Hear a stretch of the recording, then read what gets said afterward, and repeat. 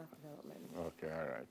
All right, so the new semester starts today, and it's never too early to start preparing for PEP, the Primary Exit Profile Exam. So here before devotion starts, PEP specialist at St. John the Baptist Prep, Janice Jarrett. Good morning. Welcome to Smile Jamaica. Thank you. Good morning. So I know what the letters mean, but what's the difference with PEP as opposed to GSAT? GSAT was looking a lot more at content knowledge, being able to reproduce what you were taught. Primary Exit Profile, PEP, is really looking at a lot more of critical thinking skills and your ability, and less focus on the curriculum-based test. Okay? And you agree that the change should have been made? It is, if we are aligning ourselves with world standards, which we currently are, then it is a prudent and cogent step to have been made. I like that. What makes you an expert on this? One of the things I'm currently pursuing myself is a STEAM, science, technology, engineering, the arts, and mathematics integration specialist program. So that is the exact shift that is being required of PEP and the teachers here. So we are in sync and in keeping with what's happening, the trends that are happening globally. All right. I see that we have some tips here. Yes. To prepare for PEP. Yes. You want to take me through them? Create a non-threatening learning environment. Okay. One of the shifts we have to make is creating an environment where it's what we call a not yet environment. So if the child does not have the competence in the specific area, it's okay, because that you have to build that bridge from where they are now to where they will be. So you give the child hope. You give them a path forward. So it's very important that you are setting goals and you're developing strategies and learning processes for moving towards that A. Yeah. Sometimes I think the parents struggle a little bit more than the youngsters with a GSAT and something like that. Would the preparation time be basically the same for the youngsters as if they were doing GSAT? Is it? Yes, the preparation time would be the same.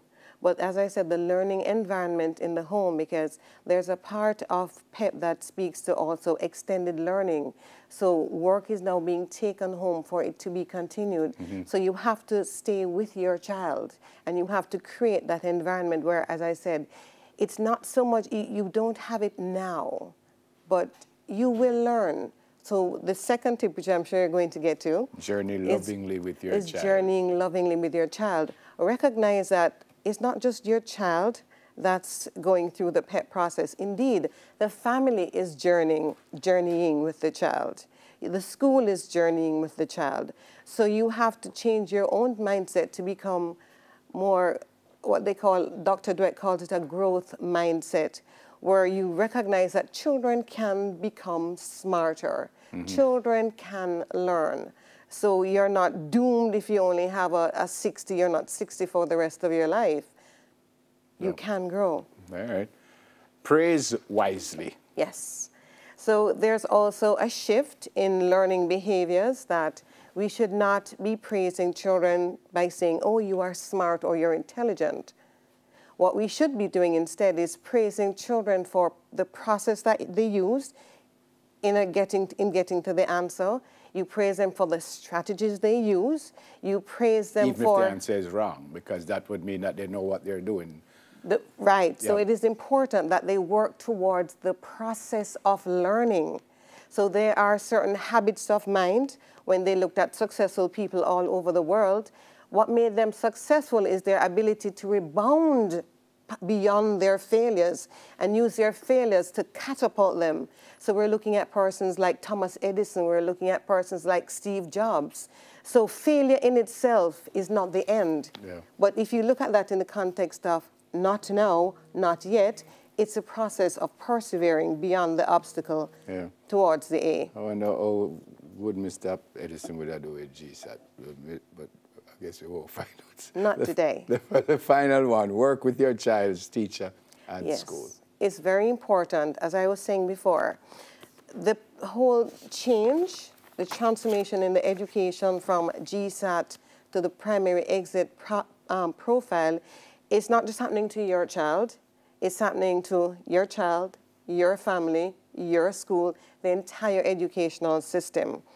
My own personal experience with the NSC, the National Standards Curriculum, it's a brilliant document. There are lots of tools and resources that are just sitting there waiting. It's like an untapped reservoir.